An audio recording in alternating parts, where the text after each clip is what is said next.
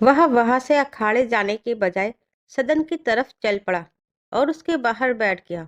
Gate keeper ने पूछा, किससे मिलना है? किसी से नहीं। यहाँ क्यों बैठे हो? मेरी मर्जी जो करूं। तुम जाओ यहाँ से, अपना काम करो। उसने उसे डांटा तो वह वापस अपनी जगह पर जाकर खड़ा हो गया। गेट के पास ही सीमेंट की बनी बेंचें बनी हुई थी। उसमें से एक में आराम से बैठ गया। वह रंग बिरंगी फुलवारी भी बनी हुई थी जिन पर तितलियां मंडरा रही थी। दोपहर बाद का समय था तो आने जाने वाले काफी लोग थे। राहगीरों का ध्यान उसकी तरफ ना जाए, मुंह फेर कर बैठ गया। धीरे धीरे अब शाम गहराने लगी थी। स्कूल की छुट्टी हो गई थी और जो महिलाएं सदन के बाहर से वहां काम करने आती हैं वे भी चली गई, जिससे लोगों की आवाजाही कम हो गई। सदन के दो मेन गेट हैं। यह वाला मुख्य द्वार है। इससे स्कूल के बच्चे और स्टाफ और बच्चों के माता पिता या संस्था के कुछ खास लोगों की ही एंट्री होती है। हॉस्पिटल वाले हिस्से को इससे सेपरेट रखा गया है। उसके लिए दूसरा गेट इस्तेमाल में लिया जाता है। बच्चों की छुट्टी के बाद अब इस तरफ लगभग शांति सी थी। धीरे धीरे अंधेरा भी घिरने लगा, पर अभी अपनी जगह से उठना तो दूर हिला भी नहीं। उठकर करेगा भी क्या? घर जाकर भी वह बेचैन ही रहने वाला है। और गौरी को मनाने का यह आदेश तो बजरंग बली का ही है, तो कैसे वहां से हिलता। शाम के 7 बज गए। गेट कीपर फिर आ गया। दरअसल वह अभी नया है। उसकी ड्यूटी भी दोपहर बाद की थी, तो उसने अभी को नहीं पहचाना। अब उसका ड्यूटी बदली का समय हो गया था। फिर उसके पास आ गया। आप अभी भी यही बैठे हैं? हाँ। जाते क्यों नहीं? नहीं जाऊंगा। रात के समय इस गेट से पुरुषों का प्रवेश वर्जित है, तो कृपया आप यहाँ से उठकर कहीं और जाइए। मैं अंदर नहीं जा रहा, बल्कि यहाँ पर सिर्फ बैठा हूँ। वही तो पूछ रहा हूँ। क्यों बेवजह बैठे हैं? अगर आपको किसी से मिलना था तो मिल लेते, नहीं मिलना तो लौट जाओ। मुझे किसी से नहीं मिलना। बड़े अजीब आदमी हो। जो समझना है समझ लो। तो आप भी एक बात समझ लो, बेवजह वो भी इस समय यहाँ पर बैठना अलाउ नहीं करते। मुझे यहाँ पर बैठकर अच्छा लग रहा है। और अगर यह बेंच सदन की है इसलिए यहाँ नहीं बैठ सकता तो कोई बात नहीं, मैं नीचे बैठ जाता हूँ। वह नीचे जमीन पर बैठ गया। पर यहाँ पर बैठना ही क्यों है? यहाँ पर बैठने पर मुझे सुकून है। गेट कीपर ने उसे बहुत समझाया ताकि वह चला जाए, पर वह नहीं माना। उसकी ड्यूटी खत्म हो गई थी तो वह भी घर चला गया। अब नया गेट कीपर उसकी जगह लेने वाला था, पर मौसम ने अचानक से करवट बदली, जिससे धूल अंधड़ के साथ तेज हवाएं चलने लगी। पर अभी अपनी जगह पर स्थिर बैठा रहा। दोपहर से सांझ हो गई और बाहर मौसम भी बदल रहा था, पर अभी घर ना लौटा तो बाबूजी चिंतित हो गए कि जाने कहाँ चला गया। घर से तो अखाड़े जाने का ही कहकर गया था, तो अखाड़े जाकर पहलवान जी से पूछा कि अभी कहाँ गया। मुझे क्यों पूछ रहे हैं? उन्होंने आश्चर्य से उन्हें देखा। वो यही तो आया था। कब? दोपहर में। वो तो आज यहाँ आया ही नहीं। यह सुनना था कि उनके हाथ पैर फूल गए। वह परेशान था। अब बिना बताए कहाँ चला गया? शायद वीडियो बाबू के घर न चला गया हो। सोचकर उनके पास गए। क्या अभी यहाँ है? नहीं। तो कहाँ चला गया? क्या बात हो गई? उन्होंने पूरा माजरा समझना चाहा, तो वे उन्हें सारी बात बता देते हैं। मौसम खराब हो रहा है, उसका कहीं अता पता नहीं। वह इतनी देर कभी बाहर भी नहीं रहता। ना जाने कहाँ चला गया है। वे चिंतित सुर में बोले। आप चिंता ना करें, लौट आएगा। चिंता ना करूँ तो क्या करूँ वीडियो बाबू? मेरे नसीब में तो जैसे सुकून लिखा ही नहीं है।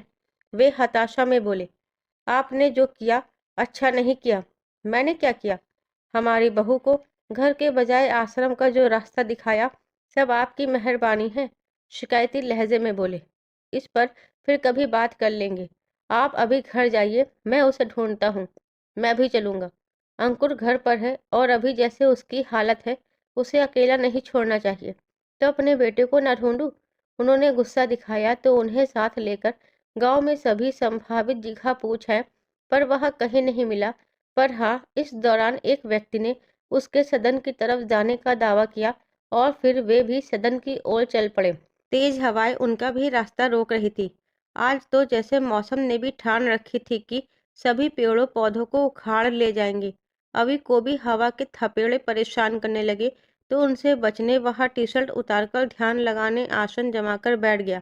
बचपन से अखाड़े में उन्हें न सिर्फ पारंपरिक तरीके से पहलवानी सिखाई जाती बल्कि शरीर को स्वस्थ रखने के लिए योग व आत्मनियंत्रण के लिए ध्यान भी सिखाया जाता है। ध्यान में जाने के बाद बाहर क्या हो रहा है यह भी नहीं पता चलता। इस समय कोई डिस्टर्ब नहीं करेगा और रात भी व्यतीत हो जाएगी, सोचकर वह ध्यान लगाकर बैठ गया। हवा के थपेड़ों के साथ आते कंकड़ मिट्टी उसके शरीर को भेदने लगे, पर मौसम का असर उसके इरादों को डिगा नहीं पाया। थोड़ी देर बाद बाबूजी और वीडियो बाबू भी उसे ढूंढते वहां आ पहुंचे। उसे इस तूफान में बाहर बैठा देख हैरान रह गए।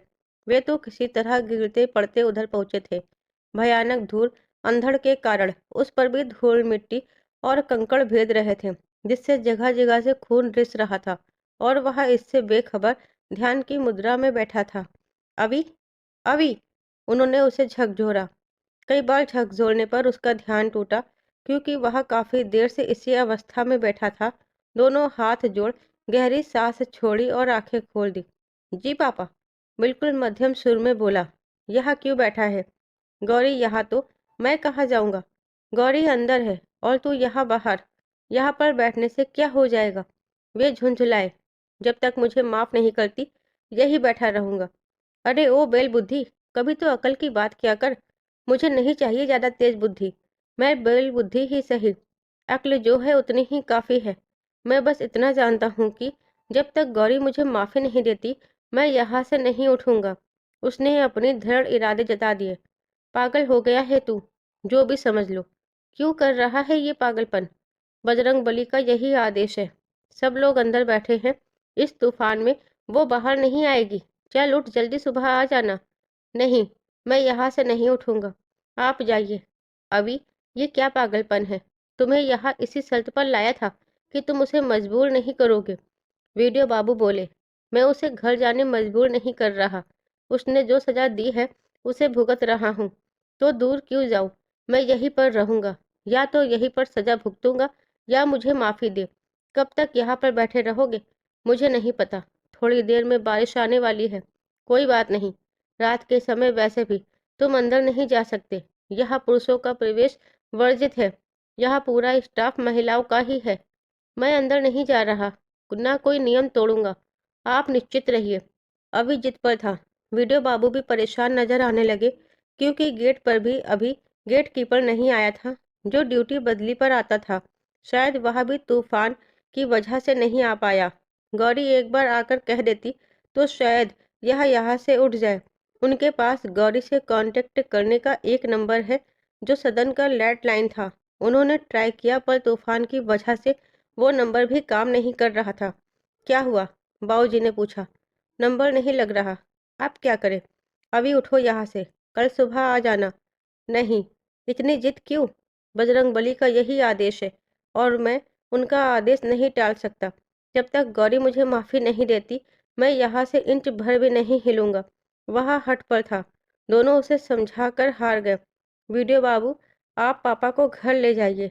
ये यहाँ सब सहन नहीं कर सकते। हम सहन नहीं कर सकते तो तुम कैसे करोगे? मुझे बचपन से आदत है। यह हर 6 महीने में हमारी ट्रेनिंग का हिस्सा होती है। पर पापा यह सहन नहीं कर पाएंगे। तू यहाँ पर क्या करेगा? याद है एक बार गुरुजी ने खेत की रखवाली के लिए बैठाया था और तूफानी बारिश के बाद भी मैं वहां से हिला नहीं था। हाँ, आज भी बजरंग बली का आदेश है।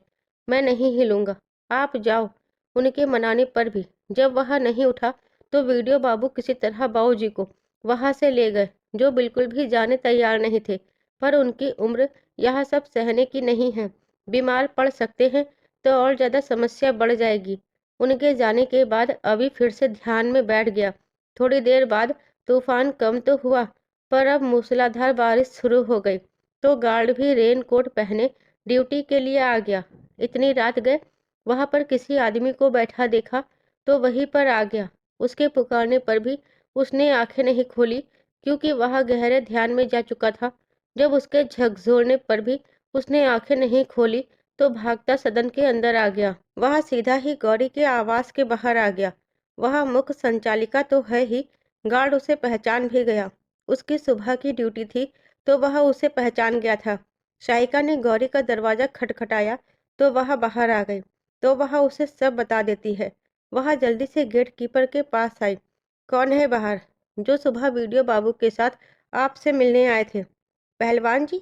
सुना तो कदम उस बड़ी सी खिड़की की तरफ मुड़ गए जहां से सदन के बाहर का दृश्य आसानी से नजर आ जाता है। सदन के बल्बों की दूधिया रोशनी में जो साया नजर आया वह अभी का है, पहचान गई। फिर तो कदम कहाँ अंदर रुकते, कमान से छूटे तीर से भी तेज दौड़ती वह बाहर आ गई। देखा, इस मूसलाधार बारिश में बुरी तरह भीगने के बावजूद ध्यान की मुद्रा में आंखें बंद किए बैठा था। बेहद घबरा गई। पहलवान जी, आप यहाँ क्या कर रहे हैं? उसके सामने आकर बोली, पर वह गहरे ध्यान में था कि उसकी आवाज भी नहीं सुन पा रहा था। पहलवान जी, आप आंखें क्यों नहीं खोल रहे?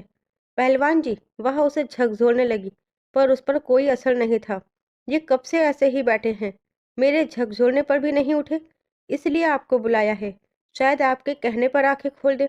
गेट कीपर ने बताया तो और ज्यादा डर गई। उसने आज से पहले कभी उसे इतने गहरे ध्यान में जाते नहीं देखा। मेडिटेशन करते होंगे, उसी ध्यान में है। या फिर या फिर हो सकता है, क्या हो सकता है? स्कूल की योगा टीचर थी, वो बोली। या ये इसी अवस्था में बैठे अवचेतन में चले गए हैं। जिन्हें गहरा ध्यान लगाना आता है वे कई बार अपनी सांसों को अंदर रोक लेते हैं, जो खतरनाक हो सकता है। ये कैसी बातें कर रहे हैं? और ज्यादा घबरा गई। पहलवान जी, उसने फिर पुकारा। ये खुद ही ध्यान से बाहर नहीं आना चाहते। वह बोली। आखिर क्यों? ये तो यही बता सकते हैं। पहलवान जी, आंखें खोलिए। जब उसने आंखें नहीं खोली तो उसका हाथ थामा और धीमे से सहलाने लगी। शायद वह उससे नाराज है। उसे याद हो आया कि पहलवान जी ने जाते हुए कहा था कि उसकी जिद देखेगी। कहीं इसी जिद की बात तो नहीं कर रहे थे? पहलवान जी, आंखें खोलिए। ऐसे भीगते रहेंगे तो बीमार हो जाएंगे। पहलवान जी। वह जोर से रो पड़ी। पहलवान जी, ऐसे तंग क्यों कर रहे हैं? उसने उसका हाथ झिंझोड़ा। जब आंखें नहीं खोली तो उसके सामने घुटनों के बल बैठ गई। पहलवान जी, क्यों ये जिद कर रहे हैं? छोड़ दीजिए जिद, आंखें खोलिए। वह उसका हाथ अपने दिल के पास ले जाती है। देखिए, मेरा दिल कितनी जोर से धड़क रहा था। मुझे डर लग रहा है। आंखें खोलिए प्लीज। और अब उसकी उंगलियों ने हलचल की तो उसकी सांस भी लौटी। थोड़ी देर बाद गहरी सांस ली, दोनों हाथ जोड़े, आंखें खोल दी। पहलवान जी, ये क्या कर रहे थे आप? ध्यान में था। क्यों उठाया मुझे? वह शांत लहजे में बोला। इस समय कौन सा ध्यान? और ये कोई जगह है? मेरी मर्जी। मर्जी क्या? जैसे तुम्हारी मर्जी वैसे मेरी मर्जी। कोई मर्जी नहीं चलेगी। आप घर जाइए, बीमार पड़ जाएंगे। घर में सब परेशान हो रहे होंगे। अब वह गुस्सा जताती है। मैं नहीं, पर तुम जरूर बीमार पड़ जाओगी। जाओ, अंदर जाओ। आप ऐसे क्यों कर रहे हैं? उसने बाकी लोगों की तरफ देखा तो गौरी उन्हें जाने कह देती है। वह खुद भी वहीं पर बैठ गई। 2 घंटे से लगातार मूसलाधार बारिश हो रही थी, जिस कारण फूलों की क्यारियां और सभी खाली जगह बरसाती पानी से लबालब भर गई थी। कब से बैठे हैं आप इधर? तुम्हें क्या करना, तुम जाओ ना। तुम्हें तो अपनी मन की करनी है तो करो। हम जिए या मरे, तुम्हें क्या फर्क पड़ता है? ऐसे मत कहिए। तुमने ही मुझे ये सजा दी है। मैंने आपको कोई सजा नहीं दी। तुम मुझे माफी भी तो नहीं दे रही, तो ये सजा हुई। न अपनाती हो, न इस गिलानी से छुटकारा देती हो। तुमने तो हम सबसे किनारा कर लिया, पर हमारा क्या? शायद यही हमारी किस्मत। किस्मत नहीं, तुम्हारी मर्जी। और अब तुम जाओ यहाँ से। तेज बारिश हो रही है, बीमार हो जाओगी। जब तक आप यहाँ से नहीं उठते मैं भी नहीं उठूंगी। आप जिद्दी, मैं डबल जिद्दी। वह तुनकती बैठ गई। क्या हर बार तुम्हारी जिद चलेगी? तो आपकी भी नहीं चलेगी। जब तक बजरंग बली का आदेश नहीं होता मैं यहाँ से नहीं उठूंगा। ना मैं घर जा सकता। सदन के अंदर तो चल सकते हैं, वह बात करते हैं। मैं कैसे जा सकता हूँ? वहाँ तो पुरुषों का प्रवेश वर्जित है। इसके दरवाजे कैसे बंद हो सकते हैं? चलिए, अंदर चलिए। कोई ऐतराज करेगा तो? कौन करेगा? मैं हूं ना। और आप गैर थोड़ी ना है, मेरे पति हैं। मैं सुबह समिति से बात कर लूंगी। वह इतनी जिद कर रही थी तो वहां से गीली शर्ट उठाकर पहन ली। उससे बात करने ही तो आया है। जिसके लिए यहाँ बैठा वही उसे सदन में ले जा रही है, तो अंदर जाने में कोई हर्ज नहीं। एक बार उसे देखा, वह भी बारिश में पूरी तरह भीगी हुई थी। वह बैठा रहा तो वह भी नहीं जाएगी। तो वह उठ गया। जय बजरंगबली। आंखें बंद कर बजरंगबली का स्मरण कर उठ गया। बाकी सभी लड़कियां वह महिलाएं सदन के अंदर उसके आने का इंतजार कर रही थी। अभी के अंदर आते ही आश्चर्य से उसे देखने लगी कि सदन संचालिका ही नियम तोड़ रही थी। इन्हें यहाँ देख आपके मन में सवाल उठ रहे होंगे, पर इन्हें तो सब पहचानते ही होंगे। बहुत बड़े पहलवान हैं। जी पहचान गए, ये मेरे पति हैं। सिर्फ इस वजह से नियम नहीं तोड़ा गया है, बल्कि जिसकी वजह से ये नया सदन खड़ा हुआ है ये वही है। बेशक सदन का रूपांतरण के समय ये बाहर थे, पर बाबा का पर्दाफाश कर उसे जेल पहुंचाने का कार्य इन्होंने ही किया, तो मुझे नहीं लगता आपको या समिति को इनके यहाँ आने पर ऐतराज होगा। अगर आपके मन में प्रश्न है तो पूछ सकते हैं, और नहीं है तो आप लोग जा सकते हैं। उसके कहते ही सभी अपने कमरों की तरफ चले गए और अब वह उसे लेकर अपने रूम में आ गई। अंदर आते ही वह कुर्सी लेकर आ गए। बैठिए। यहाँ आकर मैंने नियम का उल्लंघन तो नहीं कर दिया? अपरिहार्य परिस्थितियों में नियम नहीं देखे जाते। आप ऐसे जिद पर रहते तो बीमार पड़ जाते। नियम सदन को सुचारू रूप से चलाने बनाए गए हैं, पर विशेष परिस्थिति में उनसे छूट है। मैं बीमार पड़ता सिर्फ इसलिए मुझे अंदर लाई? हाँ, मुझे लगा माफ कर दिया। आपने कोई गलती नहीं की तो माफी की बात कहा। इतनी बड़ी सजा क्यों दे रही हो? कैसी सजा? अपने से दूर करने की। वह उसका हाथ पकड़ लेता है। तुम चाहो तो हम साथ रह सकते हैं। उसकी आंखों में आग्रह था।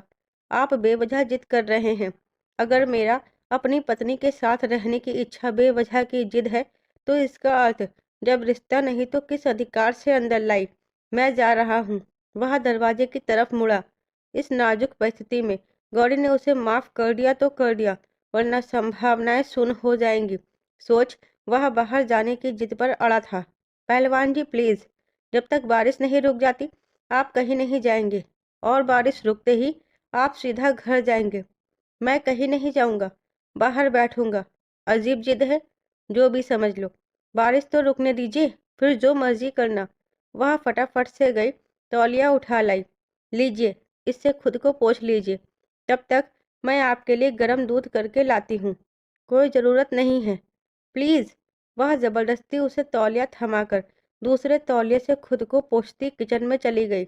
दूध को इलायची डालकर गर्म किया और थोड़ी सी हल्दी और चम्मच भर घी डालकर मिलाया और बाहर ले आई, पर वह अभी भी वैसे ही बैठा था।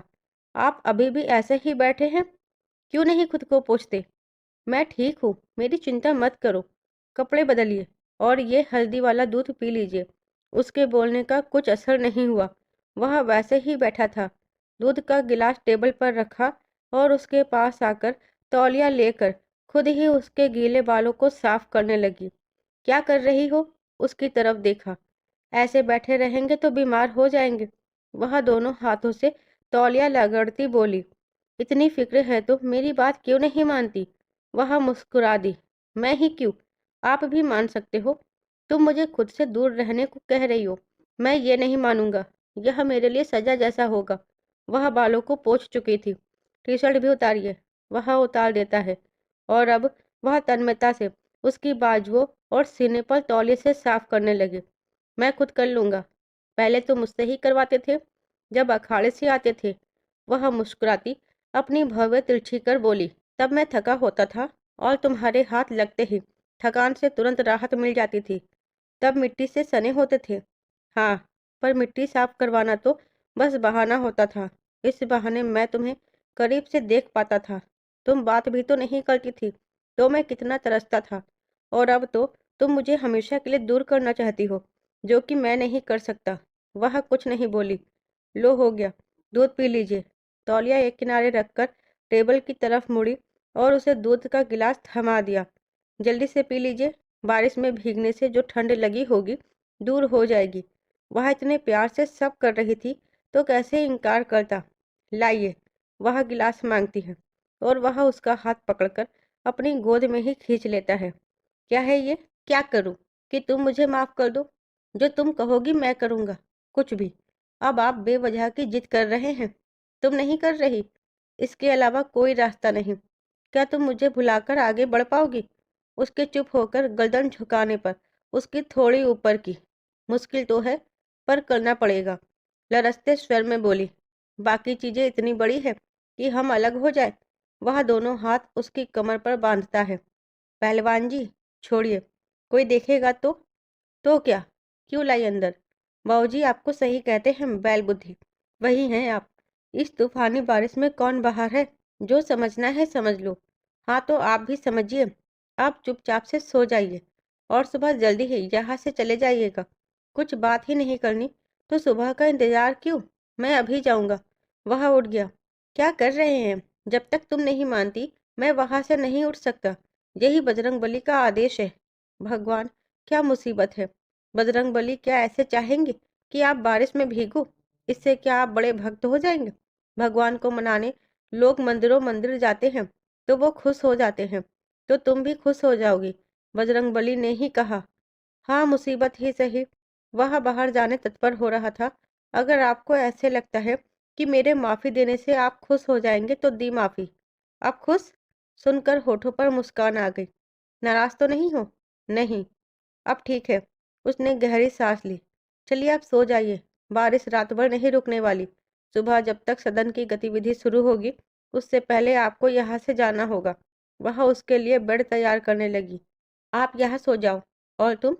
चटाई जिंदाबाद। वह हंसती और चटाई बिछाने लगी। याद है कितना समय तो मैं इसमें सोती थी? हाँ। अचानक गंभीर हो गया। मैंने बहुत गलतियां की ना, और तुम्हारे साथ बहुत रूखा व्यवहार किया। अब वह सब सोचकर अफसोस होता है। अफसोस क्यों? शायद मुझे तुमसे अच्छे से पेश आना चाहिए था। आप ना मन छोटा कर रहे हैं। वो तो हमारे प्यार की शुरुआत थी। वह चटाई बिछाकर बैठ गई। अभी भी आकर बेड में बैठ गया। उसे याद हो आया कि गौरी उसके साथ आकर बेड में सोए। यह करने उसने कमरे में कॉकरोच छोड़ दिया था और यह ट्रिक काम कर गई थी। रात ज्यादा हो गई है, सो जाइए। वह लेट गया पर नींद नहीं थी। क्या तुम सच में मुझे पति नहीं मानती? ऐसे क्यों सोच रहे हैं? चटाई के बजाय यहाँ ऊपर बेड में भी सो सकती हो। वह हाथ सिर के नीचे रख बेड के किनारे पर आकर धीमे से बोला, पर आंखों से शरारत सहता टपक रही थी। नहीं, इसका मतलब तो यही हुआ तुमने मुझे मन से माफ नहीं किया। कर दिया। मन से नहीं, यूं ही बाहरी मन से किया। ऐसी कोई बात नहीं। वह उससे नजरें चुराती सहज होने का पूरा अभिनय करती बोली। तो कैसी बात है? तुम ही बता दो। वह उसके इरादे भलीभांति समझ रही थी और वह उससे शर्माता देख पूछ रहा था। आप शरारत करेंगे? उसके कहते ही हंस दिया तो वह भी मुस्कुरा दी। उसके गालों पर कुदरती लाली उभर आई। नहीं करूंगा। नहीं, आप वहीं पर सो जाओ, वरना वरना क्या? वरना मैं दूसरे रूम में चली जाऊंगी। धमकी दे रही हो? वह एक हाथ सिर के नीचे टिकाकर बोला। जो भी समझ लो। वह तकिया सेट करती उस पर सिर रखे मुंह फेर कर लेट गई। फिर ध्यान आया कि उसने घर बताया कि नहीं। पहलवान जी? हाँ। वह अभी भी उसे ही देख रहा था। घर वालों को पता है कि आप यहाँ हो? वो परेशान हो रहे होंगे। पापा आए थे ढूंढते, पर मैं कैसे उठ सकता था, तो चले गए। उसने कहा तो निश्चित हो गई। सुबह जल्दी घर लौट जाइएगा, कहकर वह फिर से लेट गई। नींद ना उसे और ना अभी को। वह तो ज्यादा बेचैन था। उसकी कोशिश काफी सफल रही है। बस एक बार गौरी पहले जैसे नॉर्मल हो जाए तो वह इस समस्या का कुछ ना कुछ तोड़ निकाल लेगा। गौरी, पुकारा। हाँ।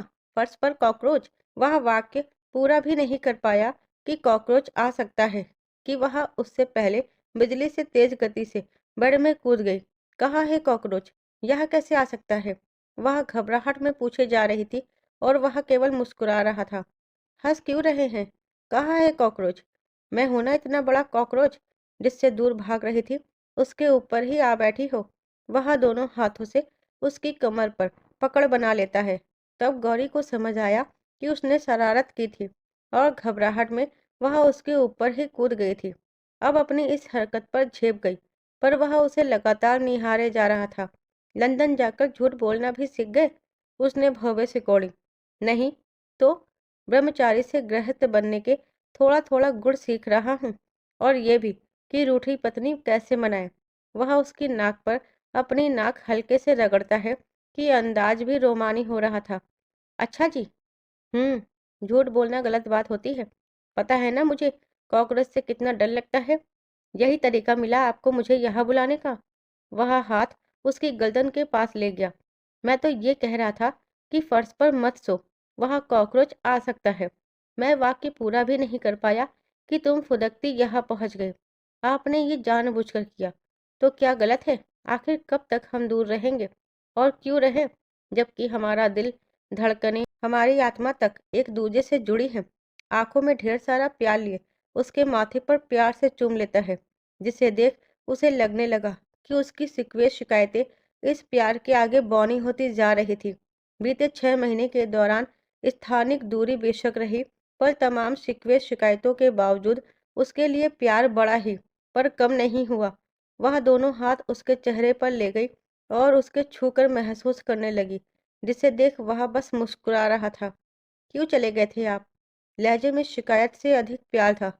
मुझे आपकी बहुत याद आती थी। एक बार भी आपने मेरे बारे में नहीं सोचा कि मैं कैसे यह सब संभालूंगी? वह उस पर पकड़ कस लेता है कि वह खुद को उसकी बाजुओं में ढीला छोड़कर सिर उसके सीने पर टिका देती है। वह भी जवाब देने के बजाय खामोश हो गया। जिन एहसासों को व्यक्त करने में शब्द असमर्थ हो जाते हैं, खामोशी उन्हें बेहतरीन तरीके से बयां करती है। शब्दों में कई बार माफी मांग चुका, अब वह भी उसका मौन पढ़कर दिल में बसा उसका प्यार समझे। वह हौले हौले उसके बालों में हाथ फिराने लगा। वह बस शांति और सुकून था। दोनों खामोश थे, पर धड़कनें बोल रही थी, जो वहां की फिजा में मधुर संगीत घोल रहा था। उसे शांत देख अभी भी चुप था। पहले उसके करीब आने पर उसकी देह गंध उसे बेचैन करती, तो उसे छूने, महसूस करने बेचैन हो जाता। पर आज वह सुकून एक राहत दे रही थी, जैसे कब से कड़कती धूप में सफर करते राहगीरों को ठंडी छांव मिली तो सुस्ताने बैठा हो। उसका हाथ हाथों में ले धीमे से सहलाकर प्यार से चूमा और गहरी सांस ले आंखें बंद कर ली। ना जाने कब से इस सुकून की तलाश में था। वह प्यार से धीरे धीरे उसकी कमर पर हाथ से सहलाता और गौरी का सारा रोष आंखों से पिघलने लगा। ना जाने कब कैसे अभी से उसकी भावनाएं इतनी गहराई तक जुड़ गई कि उसके बिछोह के दुख और फिर उसकी बेरुखी के कारण अंदर से घुलती जा रही थी। अंकुर को सामने देखती तो वो दुख दुविधा बन जाता, तो दोहरे गम में जी रही थी। खुद को उसका अपराधी समझकर इसी गिलानी में जीने लगी थी कि उसका पहलवान जी के लिए प्रेम जायज है कि नहीं। सवाल तो अब भी ज्यों का त्यों बना हुआ है, पर भावनात्मक रूप से अभी से इस कदर जुड़ गई है कि मन में उत्पन्न होते तमाम प्रश्नों को अभी के लिए झटकना चाहती थी। वह है भी तो सबसे जुदा कि गुस्से में भी चिंता और फिक्र होती है, तो प्यार भी टूटकर करता है कि कब पूरा का पूरा उसके दिल पर कब्जा कर लिया कि अब कुछ और चाहने की हसरत नहीं रही। इन मजबूत बाजुओं के घेरे में वह उम्र भर सोना चाहती है, पर शायद किस्मत को मंजूर नहीं। तभी ऐसे हालात उत्पन्न होते हैं। वह यह बात भी अच्छे से समझती है कि अभी यह प्यार महज दिखावा नहीं है। वह कभी करता भी नहीं, निश्चर मन है, जो है जैसे है वैसे ही रहता है। और वह ऐसे ही उसके मन में बस गया है कि इनसे दूर होना मुश्किल सा लगता है। बेशक पास न रहे, पर दिल पर उसका ही कब्जा है। आंखों से टपकते आंसू उसके सीने पर महसूस हुए, तो अभी ने आंखें खोल दी। गौरी, वह चुप थी। गौरी, तुम रो क्यों रही हो? नहीं तो आंसू साफ कर लिए। अभी बाहर से बारिश से भीग कर आया, अब अंदर तुम आंसुओं से भिगो दो। ये तुम्हारी आंखें सावन भादों से क्यों बरसती रहती हैं? वह नकली गुस्सा दिखाता है। आप मुझे रोने भी नहीं देते। रोना ही क्यों? वह झुंझलाया। रो भी तो आपसे पूछकर। छोड़िए मुझे। वह उससे खुद को छुड़ाकर उठा बैठी। अरे, इसमें गुस्सा होने की कौन सी बात है? भला, मैं तो कितने आराम से लेटा था। तुम्हारे आंसुओं ने डिस्टर्ब कर दिया। वह भी उठ बैठा। अरे भाई, मजाक था। इसमें बुरा मानने की क्या बात है? उसने उसके कंधे पर हाथ रखा। आपको मेरे रोने से प्रॉब्लम होती है? शिकायती लहजा अख्तियार करती है। मुझे कोई प्रॉब्लम नहीं है। वो क्या है ना, तो मेरे ऊपर सिर रखे लेटी थी कि मुझे इतना सुकून मिल रहा था, जैसे रेगिस्तान से सूखे मन में जोरों की बारिश बरसी हो। मुझे भी ऐसे ही महसूस हो रहा था, तो दिल भर आया। उसने वजह बताई। किसी के इतने करीब होकर उसे सुकून का एहसास कराना और फिर उसे दूर होना बहुत मुश्किल है। हमारे लिए भी मुश्किल है दूर होना। मेरे लिए तो और भी ज्यादा। पिछले 6 महीने मुश्किल बीते, पर तब मजबूरी थी। पापा को दिए वचन से बंधा था, पर अब ओलंपिक के बाद तो तुमसे मिलने की इतनी अधिक तड़प लगी थी, पर कल से जो हालत है ना गौरी, कि बता नहीं सकता। ऐसे लग रहा था जैसे सब कुछ हाथ से फिसला जा रहा है। मैं नहीं रह सकता तुमसे दूर, और कोई और भी हमारे बीच नहीं आएगा। न भैया, न मेरी कुश्ती, और ना ये सदन, ये भी नहीं। क्या हमारे जीवन में कम समस्याएं हैं जो तुम इसे भी बीच में ला रही हो? क्या मेरे बारे में नहीं सोच रही? बोलो। वह उसकी तरफ देखने लगी। क्या तुम नहीं चाहती कि हम साथ रहें? वह उत्तर की प्रतीक्षा में उसे देखने लगा। मेरे चाहने से क्या होगा? होगा ना। तुम हामी तो भरो। क्या हमारा रिश्ता जायज है? अंकुर जी के लौट आने के बाद मन में उठते प्रश्न जुबान पर आ गया। अगर हमारा रिश्ता जायज नहीं, प्रेम पवित्र नहीं, तो किसका होगा? हम कुछ गलत नहीं कर रहे। जहाँ दो दिलों के बीच में प्रेम हो, उनका मिलन ही पवित्र मिलन है, और यह तुम्हारा और मेरा है। अगर तुम मुझसे प्यार न करती, तो अब तक भैया के पास लौट चुकी होती, पर तुमने ऐसे नहीं किया, तो ये मेरे प्यार की जीत हुई। कभी कभी सोचता हूँ कि मैं बेल बुद्धि कैसे ये कर पाया। मैं तो तुम्हें डांटता रहता था, फिर भी मैं तुम्हारे दिल में जगह बनाने में कैसे कामयाब हुआ। मुझे लगा था तुम भैया को अपना लोगी। मैं तो उनके सामने कुछ भी नहीं। आप किसी से कम नहीं, किसी से किसी की तुलना हो भी नहीं सकती। अंकुर जी के हाथ में मेरे घर वालों ने मेरा हाथ दिया था, पर जब आपसे रिश्ता जुड़ा, तब आप मेरी जिंदगी में उसी तरह आए जैसे किसी मर्ते को पुनः जीवन दान देना, जिसके बराबर कोई पुण्य नहीं। जीवन की जो खुशियाँ रूठ गई थी, वो सब आपने मुझे लौटाई। आपकी डांट में भी प्यार ही होता था, और जो मुझे पास लाने ये सब हरकतें करते थे, मुझे उस समय चिढ़ होती थी। पर जब आप चले गए तो बहुत याद आता था। वह प्यार से मुस्कुरा दी, पर आंखों के कोर नम थे, कि जैसे वह यही सुनना चाहता हो। मुस्कुरा दिया। ओह गौरी, सच में तुम्हारे साथ इन पलों को फिर से जीने और इस प्यारी सी मुस्कान देखने को तरस गया था। इसमें जो सुकून है, दुनिया की सारी खुशी, सारी खूबसूरती इसके आगे फीकी है। पूरी दुनिया घूम आया, पर तुम्हारी जैसी निश्चल सुंदरता कहीं नहीं मिली जिस पर नजरें टिके। वह उसकी थोड़ी ऊपर करता है कि वह पलखें झुका लेती है। बस तुम इसी तरह मुस्कुराती रहो, और यह मुस्कान कभी फीकी ना हो। ये मेरी जिम्मेदारी है। मैं पूरी कोशिश करूंगा अपना पति धर्म उसी तरह निभाने की जैसे बाकी सब निभाता हूँ। जानती हो, उस दिन जब तुम मुझे इग्नोर करके भैया के रूम में जा रही थी, तो मुझे लगा कि मैं अपना प्यार हार गया, वो विश्वास हार गया जो मुझे 6 महीने से मेरी हिम्मत बना हुआ था कि तुम मेरा इंतजार कर रही हो। इसलिए मन विद्रोह पर उतर आया था, और कल से जब आंखों के सामने नहीं दिखी, तो जाना कि तुम्हारे बिना कितना न बल्कि अधूरा हूँ। दुनिया की सारी खुशी भी फीकी है, सारे रिश्ते मेरे लिए महत्वपूर्ण हैं, पर तुम्हारे साथ रिश्ता सबसे ज्यादा महत्वपूर्ण है, और अब इसे ही निभाऊंगा। अंकुर भैया के लौटने से उलझन बड़ी थी, पर ये 6 महीने परीक्षा के थे कि हमारा रिश्ता कमजोर था कि मजबूत, और यही मजबूत था और रहेगा। किसी के नकारने से नहीं टूटेगा, तुम्हारे भी नहीं। समझ गई? हम्म। उसने हाँ में गर्दन हिलाई। अब मैं सुकून से सो सकता हूँ, कहकर वह लेट गया। तुम भी सो जाओ। वह लेट गया। पता है, जब मैं लंदन में था, तो हमेशा दाई साइड होकर सोता था। क्यों? मुझे ऐसा लगता था कि तुम सोए में फिर से मुझसे चिपक कर सोई होगी, और मैं पीछे पलटूंगा। हाँ हाँ। वह जोर से हंस दी। आप मेरे चिपक कर सोने पर कितना गुस्सा करते थे। तुम भी तो वैसे पास नहीं आने देती थी, पर जब सो जाता तो मुझे तकिया समझकर लिपट जाती थी। हाँ, वह मुस्कुरा दी, और वह भी मुस्कुरा दिया। कितने दिनों से ढंग से सो नहीं पाया हूँ। पहले ओलंपिक, फिर घर आकर, और कल तो रात भर चिंता के मारे पलक तक न झपकी। वह आंखें बंद कर देता है। वह 2-3 दिन से जरा नहीं सोया कि अब आंखें बंद कर ली। वह चादर उठाकर ले आई, और उसको उड़ाकर खुद भी उसके पास ही आकर उसके बाजू में सिर रखे लेट गई। पर वह कुछ नहीं बोला, ऐसे ही लेटा था। वह उससे बिल्कुल सट गई, तब भी कोई प्रतिक्रिया नहीं की, तो एक हाथ उसके सीने पर रखे बालों को उंगली में लपेट कर छल्ले बनाने लगी। आप सच में सो गए? उसके आंखें बंद किए रहने पर धीमे से पूछा। हाँ, आंख बंद किए ही बोला। इतनी जल्दी? तो और क्या करूं? तुमने कहा है कि कोई शरारत ना करूं, तो सोना पड़ेगा। अब तुम्हें नाराज नहीं करूंगा, बड़ी मुश्किल से मनाया है। आप ऐसे ही बिना शर्ट के सोएंगे? हाँ, शर्ट तो गीली है। तो कैसे पहनूंगा? आपके ऐसे सोने से जो मुझे नींद ना आई तो? कोशिश तो करो, आ जाएगी। वह उसका हाथ हटा देता है। नहीं आ रही।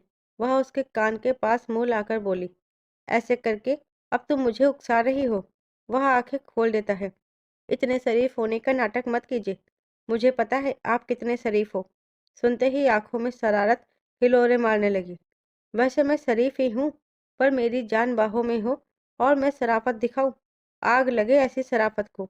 वह पलटा और उसे प्यार से देखने लगा कि अब वह अपनी हरकत पर शर्मा दी।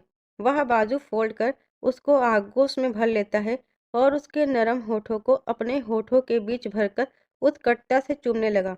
तो उसके हाथ भी खुद ब खुद उसके बालों में हरकत करने लगे कि सांसें सांसों से उलझती जा रही थी।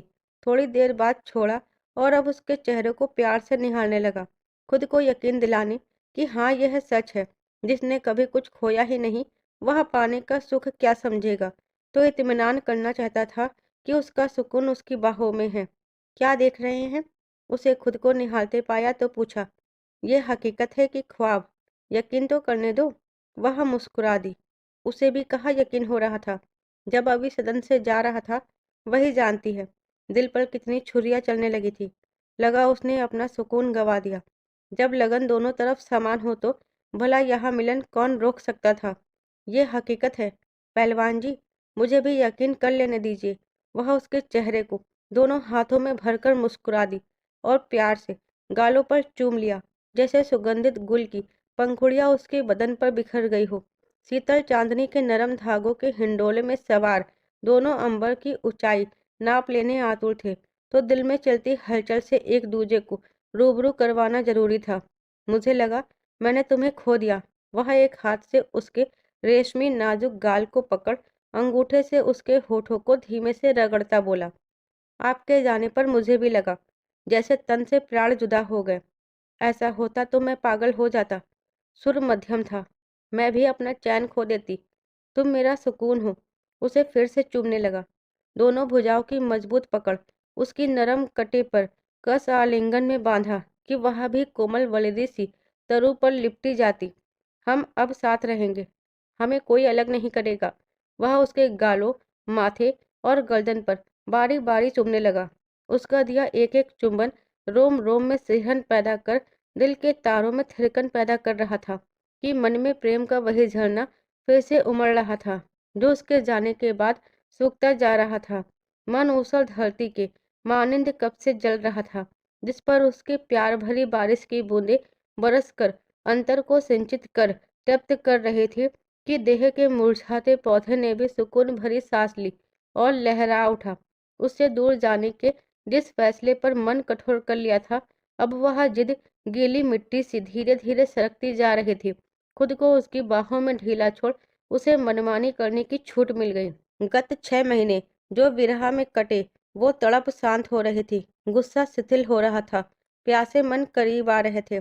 जैसे मीठा सोता मिल गया था तो प्यास और बढ़ती जाती, जो किनारे बैठने से नहीं, उसमें डुबकी लगाने पर ही पूरी तृप्ति पर पहुंचेगी। उसका हाथ पकड़कर घुमा दिया और अब वह पेट के बल थी। कमर पर हाथ फिराता ब्लाउज के हुक पर ले आया और उसकी कंचन सी देह को कपड़ों के बंधन से आजाद कर हाथ और होठों से पूरी कमर नाप ली। वह उसमें पूरी तरह खो चुका था तो हाथों की शक्ति बढ़ने लगी। उसके चेहरे को एक हाथ से पकड़ गर्दन के पास होठ रख एक हाथ से कांधे को पकड़ा कि लगा हड्डियां बोलने लगी। वह बेकाबू था, जिसे संभालना गौरी के लिए थोड़ा मुश्किल होता है। वह भूल जाता है कि उसकी बाहों में नाजुक बदन है। उसे अपनी हड्डियों में दर्द महसूस हो रहा था। पहलवान जी। वह अपने होठ उसकी गर्दन पर रगड़ता धीमे से उत्तर में बोला, दर्द हो रहा है। कहते ही गलती का एहसास हुआ। पकड़ ढीली की। दोनों हाथ पकड़ सीधा किया और उसकी आंखों में देखने लगा कि उसने शर्माकर आंखें बंद कर ली। पहलवान की पत्नी होने की थोड़ी सजा तो भुगतनी पड़ेगी। यह मुस्कुरा दी। आप भूल जाते हैं कि मेरी फूलजान मुझे नहीं संभाल पाती। नहीं, वो बात नहीं। तो कैसी बात है? उसके दोनों हाथ बड में लगाए कसकर पकड़ लिए। जब तुम खुद तड़प रही थी तो दूर होने का क्यों कह रही थी? उसने इनकार में गर्दन हिलाई। थोड़ा तुम एडजस्ट करो, थोड़ा मैं, पर हम साथ रहेंगे। तुम भी मेरे बगैर नहीं रह सकती, है ना? एक हाथ से उसकी थोड़ी पकड़ ली। हाँ, उसने निचला होठों दांतों तले दबाकर सहमति दी तो होठ उसकी गर्दन पर रख धीमे धीमे चूमने लगा। जिससे प्रेम हो उसके दूर रहना बिन पानी मछली सा तड़पना होता है। वह पहले ही साहस करता तो उसे यह सब न झेलना पड़ता। पर शायद यही उनके प्रेम की परीक्षा थी। जिसने झुलसती जेठ के लू के थपेड़ों का सामना न किया हो, उसे भला सावन की फुहारें कैसे सुहानी लग सकती है। प्रेम में मिलन होता है, पर बिना विरह के प्रेम अनुभूति अधूरी है। जब प्रेम है तो समर्पण में क्या संकोच। वह उसके साथ इस समुंदर में गोते खाने तैयार थी। तुम बहुत खूबसूरत हो। वह उसके अंतः वस्त्रों को अलग कर उसे निहारता बोला कि उसने आंखें बंद कर ली। उसके हाथों का स्पर्श अपने नाजुक अंगों पर पाया तो जैसे देह गर्म अंगार से झुलकने लगी। पिछले 6 महीने जिसकी आवाज़ सुनने तरस गई थी, अब वह सामने था तो खुद को उसकी बाहों में छोड़ दिया और इस पल में मन में आते हर विचार को तिलांजलि दी। जो उसके दिल में है वो उसके साथ है। इस एहसास में उसके लिए समस्त सृष्टि सिमट आई थी तो आंखें बंद कर ली। कुछ देर पहले गौरी को खोने के डर से बारिश में हट पर बैठा अभी अब उस रूप को त्याग कर योगी से भोगी की अवस्था में था। जिसका मन नियंत्रण में हो वह सबसे बड़ा योगी। जितना बड़ा पहलवान उतना ही बड़ा भक्त और प्रेमी भी। उसने यह भी साबित कर दिया तो इन पलों को जीने का अधिकार उसे भी है। प्रकृति और पुरुष का मिलन नकारा नहीं जा सकता। यह तो अटल सत्य है। वह भी इस खेल में पूरी तरह डूब गया था। उसके शरीर की हर ऊंचाई से हर गहराई होठों से नाप ली कि शरीर गर्म अंगार सा तपने लगा। जिससे नसों का तनाव भी चरम पर था कि अपना वजूद उसमें समाने उद्यत था, क्योंकि अब उससे रहा नहीं जा रहा था। हल्का सा धक्का दिया कि गौरी की दर्द भरी मीठी सी सिसकी कानों से टकराई कि और अधिक उत्तेजित हो गया था। फिर तो यह सिलसिला उसकी हर सिसकी पर बढ़ जाता कि दोनों की सांसें आपस में उलझने लगी। कमरे में अब सिर्फ उनकी सांसों की शोर का संगीत गूंज रहा था। बाहर जो बारिश बरस रही थी वह इस बारिश से कम थी जो इन दोनों के बीच बरस रही थी। आखिर यह सिलसिला तेज होकर तब थमा जब दोनों प्यासे मन तृप्ति की पूर्णता के अंतिम छोर तक पहुंचे, जहां पर अपने प्रेम की बारिश उस पर बरसाकर वह खुद को अलग करता है तो दोनों संतुष्टि पर पहुंचकर चित हो पसीने से तरबतर थे। दोनों ने आंखें बंद कर ली। Thank you. थोड़ी देर बाद वह आंखें खोल देता है। क्यों? मुझे मेरी खुशियाँ लौटाने के लिए। ये सिर्फ आपकी खुशी तो नहीं, हम दोनों की थी। वह साड़ी के पल्लू को उठाकर खुद के पसीने को साफ करती है और उसके बालों को सहलाती है तो वह उसके माथे पर चूम लेता है और उसके सीने पर सिर रख दिया। वह भी उसको दोनों हाथों से आलिंगन में बांध लेता है। दोनों थके थे, जैसे इतने समय का तनाव सब बह गया तो दोनों को जल्द नींद भी आ गई। पर गौरी सुबह जल्दी उठ जाती है। आंख खुली तो उठ बैठी, पर रात के निशान अभी मौजूद थे। शरीर में अकड़न व दर्द था। वह उसे कितना ही हल्के से पकड़े पर उसका शरीर ऐसे है कि उसकी पकड़ में हड्डियां बोलने लगती है। दोनों बाजू दर्द कर रही थी पर इस दर्द में भी सुकून था। एक नज़र उस पर डाली, उसके चेहरे पर सुकून पसरा हुआ था। होठ उसके गालों पर रखे बालों को सहलाया पर वह आराम से सोया था। वह बिखरे कपड़े समेटे और पहन लिए। फिर हौले से उसके कान के पास आकर फुसफुसाई, पहलवान जी, पहलवान जी। हम्म।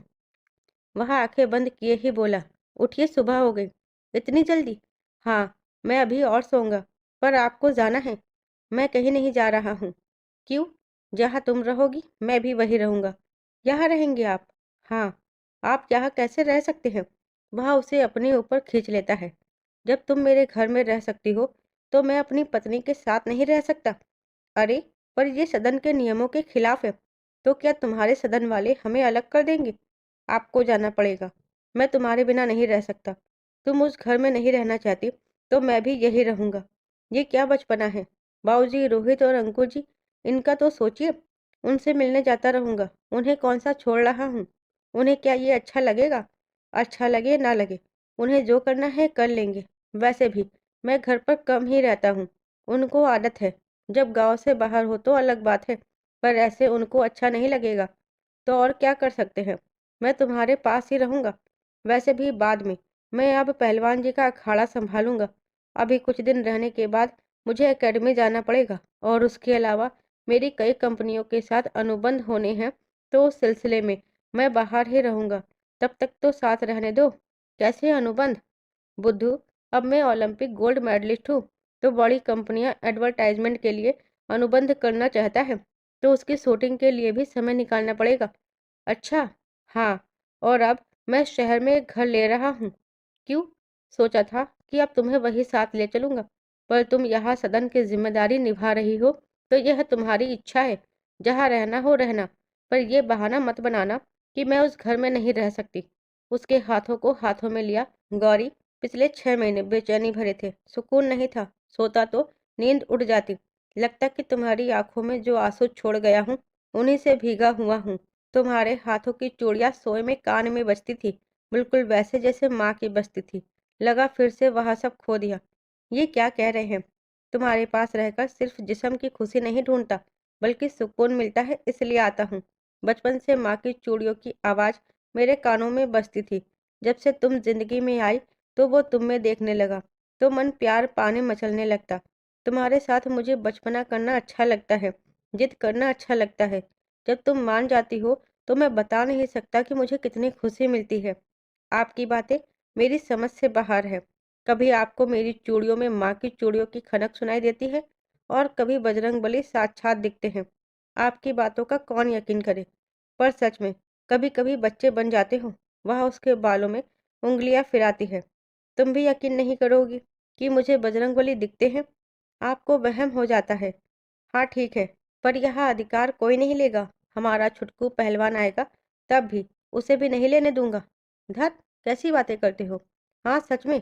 चलिए उठिए अब। मैं नहीं उठूंगा। सुन लिया तुमने? तुम जाओ। हे भगवान, मैं सबको क्या जवाब दूंगी? सब बातें बनाएंगे कि रात भर आपके साथ कमरे में रही हूँ। अपने पति के साथ ही हो, जिसको जो बोलना है बोलने दो। कमेटी को क्या जवाब दूंगी? मैं वीडियो बाबू से बात कर लूंगा। वह फिर से चादर तानकर सो गया। पहलवान जी उठिए। वह नहीं उठा, तो खुद ही उठकर नहाकर तैयार हुए। वो अब तक सोया हुआ था, तो उसे अभी समिति को रिटर्न में सफाई देना होगा, वरना उससे जवाब मांगा जाएगा। अगर अभी जिद पर है, तो उसे भेजना मुश्किल है, और वो उस घर में नहीं रह सकती। पर यहाँ पहलवान जी रहे, उसके साथ तो क्या गलत है? उसे समिति से इस बारे में बात करनी पड़ेगी। पहलवान जी, मैं जा रही हूँ, थोड़ी देर में आती हूँ। तब तक नहा लीजिएगा, फिर नाश्ता साथ करेंगे। ठीक है। वह दरवाजा बंद करके बाहर चली गई कि सहायिका खड़ी थी। क्या हुआ? दो लोग आपसे मिलने आए हैं। कौन? पता नहीं। वह जल्दी बाहर आई, तो सामने अंकुर और बाबूजी थे कि होठों की हंसी दब गई। दोस्तों, आगे की कहानी देखिए कहानी के अगले पार्ट में।